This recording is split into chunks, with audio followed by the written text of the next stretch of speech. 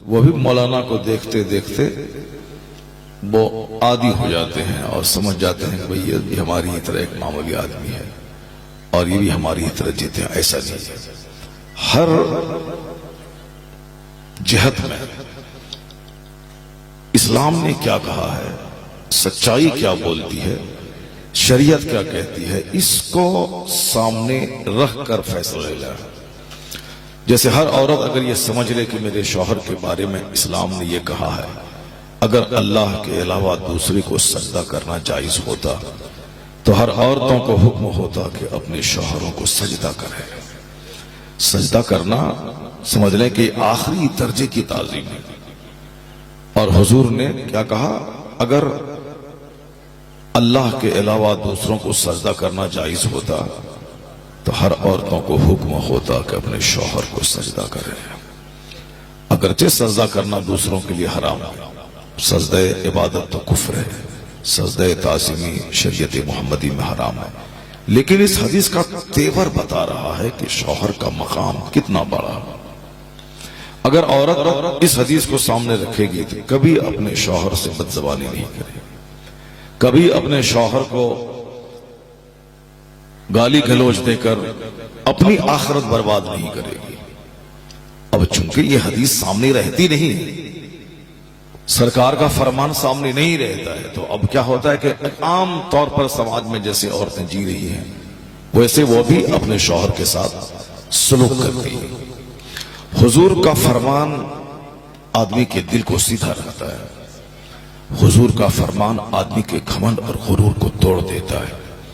حضور کی باتیں دل اور دماغ کو روشن کرتی ہیں. حضور کی باتیں سماج، گھر، ملک، ملت، وطن سب کو روشنی عطا فرماتی ہیں. اب اگر ہم سسٹم کی ہم مخالفت کرتے ہیں تو اس کا نقصان مجھے ملتا ہے. اگر ہم اپنے نفس اور خلاف شرع باتوں کو مانتے ہیں تو ایسا نہیں کہ سامنے والے کو کوئی نقصان ہوگا، نقصان خود اپنا ہوگا. دل دماغ آدمی کا کام کرنا چھوڑ دے گا، سینہ اس کا سخت اور سیاہ ہو جائے گا، ہر آدمی گھمنڈ اور غرور کا پتلا ہو جائے گا. اللہ نے اپنے محبوب کو ماڈل بنا کے بھیجا ہے، ساری کائنات کے لیے ماڈل ہے، ساری کائنات کے لیے آئیڈیل ہے مصطفیٰ جان رحمت. چونکہ حضور کے فرمان، حضور کی زندگی، حضور کی سٹوری، حضور کی بائیوگرافی میں سب کے لیے روشنی کا ایک سمندر پینا ہے. توجہ کے ساتھ اگر آدمی 5 منٹ گفتگو سنتا ہے تو ساری زندگی گفتگو ان کے سیدھا کرنے کے لیے کافی ہے. اور اگر مزہ لینے کے لیے 5 گھنٹے بھی اگر آدمی سن لے، سننے کے بعد ان کا سینہ اور سخت ہو جاتا ہے. سننے کے بعد وہ آدمی اور بد عمل ہو جاتا ہے. جیسے جلسہ کرانے سے پہلے آدمی بد عمل تھا، جلسہ کرانے کے بعد اور بد عمل ہو جاتا ہے. کیوں بد عمل ہو جاتا ہے؟ چونکہ جلسہ کرانے کا مقصد اس کا دین سیکھنا نہیں ہوتا ہے، ان کا مقصد ہوتا ہے ریلیکس، انجوائے، ریفریشمنٹ، تفریح. یہ مقصد ہوتا ہے. اس لیے جلسہ کے بعد آپس میں لڑائی ہوتی ہے، جلسہ کے بعد آپس میں جھگڑے ہوتے ہیں، جلسہ کرانے کے بعد لوگ عالموں کو گالی دیتے ہیں، جلسہ کرانے کے بعد لوگ عالموں کی توہین کرتے ہیں. عالم نہیں آیا تو گالی دیتا ہے، لیکن یہ نہیں سمجھتا کہ جلسہ کرانے کا میرا مقصد کیا تھا. میرا مقصد آقا علیہ السلام کا ذکر جمیل کرنا تھا، سرکار کا فرمان دوسروں تک پہنچانا تھا. اگر 4 مقررین ہے، ایک نہیں آیا تو کوئی مجبوری نہیں ہوگی، نہیں آیا تو اس کو لے کر کے اپنے آپ کو جہنم میں پہنچانے کا کام کرنا کیوں کرنا ہے؟ کیوں گالی دینا ہے؟ کیوں اس پر طرح طرح کے الزامات لگانے؟ اس کا مطلب ہے کہ تمہاری نیت صحیح نہیں تھی. اور جب نیت تمہاری صحیح نہیں ہے تو ان کے آنے سے بھی کوئی فرق نہیں پڑتا. وہ اگر آ بھی جاتا تو کوئی بہت بڑا انقلاب نہیں ہونے والا تھا. اور جس کو تم بلا رہا تھا اور جس کو تم گالی دے رہا ہے تو وہ جس کو جو گالی کے لائق ہے وہ اگر آ جاتا تو اس سے کون سی تبدیلی تمہارے سماج میں ہو سکتی تھی؟ اس کا مطلب ہے تم نے ایک غلط آدمی کا سلیکشن کر لیا تھا. اس لیے ہوتا ہے کہ جلسہ کرانے کا مقصد یہ نہیں ہوتا ہے کہ قوم میں اصلاح ہو، یہ نہیں کہ ہم علم سیکھیں، جو ہم سیکھے ہیں اس کو دوبارہ ریوائز کریں اور اپنے لیے اس میں کوئی راستہ تلاش کریں. یہ مقصد نہیں ہوتا. مقصد کی برائی کی وجہ سے جلسہ کے بعد لڑائی ہوتی ہے, جلسہ کے بعد جھگڑے ہوتے ہیں, عالموں کی توہین کی جاتی ہے.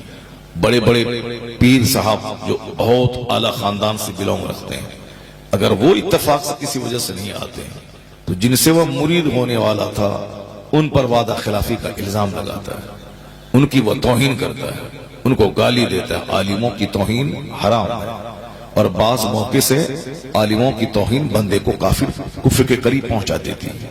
تو جلسہ کرانا فرض نہیں تھا, عالم کی عزت فرض تھی. جلسہ کرا کر کے عالموں کے بے ادب اور گستاخ ہو گئے.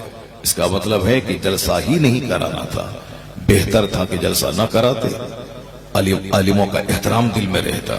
لیکن کون سا ایسا کام کیا کہ جلسہ کرانے کے بعد عالموں کو سے گستاخی کرنے والے بن گئے. اس کا مطلب ہے کہ نیت اگر اچھی ہوتی ہے تو کام میں برکت ہوتی ہے, اور اگر نیت صحیح نہیں ہو تو کام بے برکت ہو جاتا ہے. اب ذرا غور سے سنیے کہ دنیا چلانے والا اللہ ہے, اور یہ دنیا کا ایک نہ ایک دن یوم اختتام ہے. یہ دنیا کا ایک نہ ایک دن ڈے آف اینڈنگ ہے اس کی. یہ دنیا ختم ہو جائے گی. جیسے دنیا کچھ نہیں تھی اور اسی طرح دنیا کچھ نہیں رہے گی. جیسے ہم لوگ کچھ نہیں تھے, ماں باپ کی شادی ہوئی, ہم کچھ نہیں تھے, آپ بھی کچھ نہیں تھے, باپ کی شادی ہوئی اور آپ کی ماں کی شادی ہوئی. اس وقت وہ دونوں کو پتہ نہیں تھا کہ ہم لوگوں کو اولاد ہوگی کہ نہیں ہوگی, اور اولاد ہوگی تو کیسی ہوگی, لڑکی ہوگی یا لڑکا ہوگا, یا پھر ہماری بیوی پانج رہے گی, ہم لوگ ایسے ہی بغیر اولاد کے رہیں گے. خود میرے ماں باپ کو علم نہیں تھا کہ میری پشت میں اولاد ہے یا نہیں. اللہ کیا کہتا ہے, حل اتا علی الانسان حین من الدہر لم یکن شیئا مذکورا. کیا انسان پر ایسا زمانہ نہیں گزرا کہ اس کا کوئی ذکر ہی نہیں تھا؟ وہی زمانہ تھا کہ دنیا بننے سے پہلے ہمارا نام و نشان نہیں تھا, پیدا ہونے سے پہلے ہمارا نام و نشان نہیں تھا, میرے ماں باپ کو میرا علم نہیں تھا. لیکن جب اللہ نے مجھ کو پیدا کیا تب میری ماں بولی یہ میرا بیٹا ہے, تب میرا باپ بولا یہ میرا لال ہے. تو جس طرح سے باپ ماں کی شادی سے پہلے ہم بے نام و نشان تھے, جس طرح پیدا ہونے سے پہلے ہم بے نام و نشان تھے, ایک وقت اور ایسا آئے گا کہ ہم بے نشان ہو جائیں گے.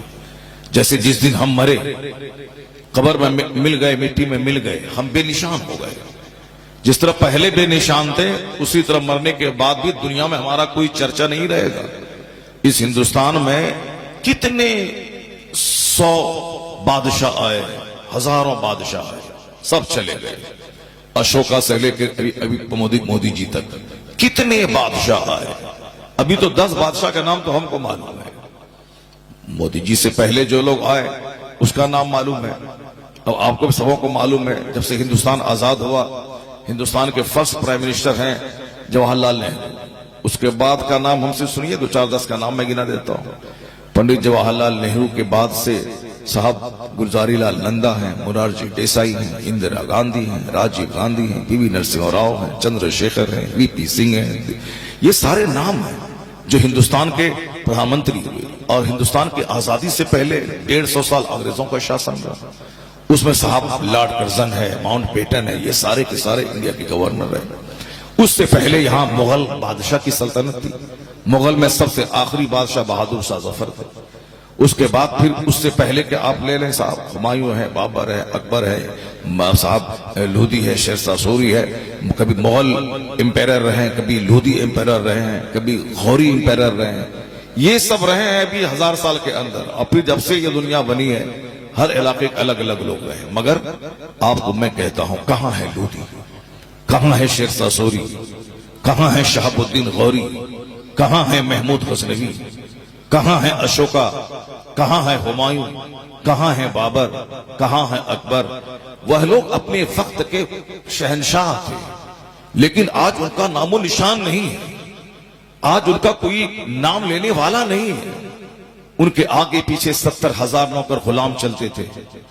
ان کے پاس 1,000 گھوڑے کی سواری ہوتی تھی. ابھی جیسے کوئی نیتا آتا ہے 10 کار آگے 10 کار پیچھے چلتی ہے, اسی طرح یہ وہ امپیرر تھے جن کے آگے پیچھے 1,000 گھوڑے چلتے تھے, جن کے آگے پیچھے اونٹ رہا کرتے تھے. عقل مند کو اللہ نے عقل دیا ہے تاکہ دوسروں سے عبرت حاصل کرے، نہ کہ وہ صرف ہا ہا کرے ہنستا رہے۔ بے وقوف ہنستا ہے اور بے وقوف کو پتا بھی نہیں ہوتا کہ میں کیوں ہنستا ہوں، اور عقل مند ہنستا بھی ہے اور روتا بھی ہے، تو ہنسنے میں بھی حکمت بھی نہ ہے اور رونے میں بھی حکمت بھی نہ ہے۔ آپ نے سنا ہوگا افلاطون بہت بڑے فلاسفر تھے، ان سے کسی نے آ کے بولا کہ فلاں شخص آپ کی بڑی تعریف کر رہا تھا، وہ پریشان ہو گیا، سر پہ ہاتھ رکھ کے بیٹھ گئے، صاحب وہ میری تعریف کر رہا ہے۔ سامنے والا بندہ بولا ہر آدمی اپنی تعریف سے خوش ہوتا ہے، لیکن آپ کی تعریف اس نے کیا تو اور آپ غمگین ہو گئے، فکر مند ہو گئے۔ کہا ہاں ہاں میں فکر مند اس لیے ہوں کہ جو شخص میری تعریف کر رہا ہے وہ شخص احمق اور نادان ہے، تو میں یہ سمجھ رہا ہوں کہ مجھ سے کون سی ایسی نادانی ہو گئی جو اس نادان کو پسند آ گئی، میں نے کون سی ایسی نادانی کی جو اس نادان کو پسند آ گئی۔ کیوں؟ قانون اور قاعدہ کلیہ یہی ہے کہ جب تک نادان سے نادانی نہیں کرو اس وقت تک نادان کو پسند نہیں آتا۔ اور پھر میں یہ سوچ رہا ہوں کہ وہ نادان میری کون سی نادانی کو دیکھ لیا جو وہ پسند کر رہا ہے۔ آج کل اکثر لوگ اسی قبیلے کے ہو گئے ہیں، جو جس طرح کے لوگ ہوتے ہیں، جس طرح کا ظرف ہوتا ہے، اسی طرح کی باتیں وہ پسند کرنا چاہتے ہیں۔ اپنی برائی کی تنقید کوئی برداشت نہیں کرنا چاہتا، اپنی اصلاح کوئی پسند نہیں کرتا، اپنی بدعملی کی تنقید کوئی پسند نہیں کرتا ہے۔ بدعملی کی تنقید سننا یہ طبیعت پہ بہت گراں گزرتا ہے۔ جیسے میں نماز نہیں پڑھتا ہوں، اگر کوئی شخص مجھے کہتا ہے کہ نماز چھوڑنا حرام ہے، گناہ کبیرہ ہے، یہ میری طبیعت پہ بڑا گراں گزرتا ہے۔ یہ مجھ کو کیوں سمجھا رہا ہے؟ میں پیسہ والا ہوں، میں عقل مند ہوں، یہ مجھ کو کیوں کہہ رہا ہے؟ طبیعت پہ گراں گزرتا ہے واس، اور یہی پہلے کے لوگوں کے دل پر بھی گزرتا تھا۔ اب ان لوگوں کی طاقت کے بل پہ سمجھانے والے کو گالی دے دیا کرتے تھے، سمجھانے والے کو مار دیا کرتے تھے، سمجھانے والے کے گھر میں آگ لگا دیا کرتے تھے۔ جیسے بہت سارے پیغمبروں کو لوگوں نے قتل کر دیا، بہت سارے ولیوں کو لوگوں نے ذبح کر دیا، بہت سارے سمجھانے والے فائزین کو لوگوں نے سولی پہ چڑھا دیا، انبیاء کرام کے گھروں میں آگ لگا دی، انبیاء کرام کو لوگوں نے ذبح کر دیا۔ کیوں؟ وہ ٹکا مانگتے تھے؟ نہیں مانگتے تھے۔ وہ کھانا مانگتے تھے؟ نہیں مانگتے تھے۔ کھانا نہیں مانگتے تھے مگر لوگوں نے انہیں ذبح کر دیا۔ وہ ایک پیسہ نذرانہ نہیں مانگتے تھے، صرف چاہتے تھے کہ سامنے والا آدمی جنتی ہو جائے، لوگ کفر اور شرک سے بچ جائیں۔ لیکن بدلے میں لوگوں نے کیا دیا؟ گالیاں۔ بدلے میں لوگوں نے کیا دیا؟ گھر میں آگ۔ بدلے میں لوگوں نے کیا دیا؟ قتل۔ ایسا نہیں کہ آج کے دن میں صاحب مولانا صاحب سمجھاتے ہیں، مولانا صاحب میں عمل نہیں رہا اس لیے بات میں اثر نہیں رہا۔ تو وہ لوگ جو عمل کا پیکر تھے، وہ لوگ جو اللہ کے محبوب تھے، وہ لوگ جو نبی اور رسول تھے، جو ایک لمحہ بھی جس کا وقت بیگار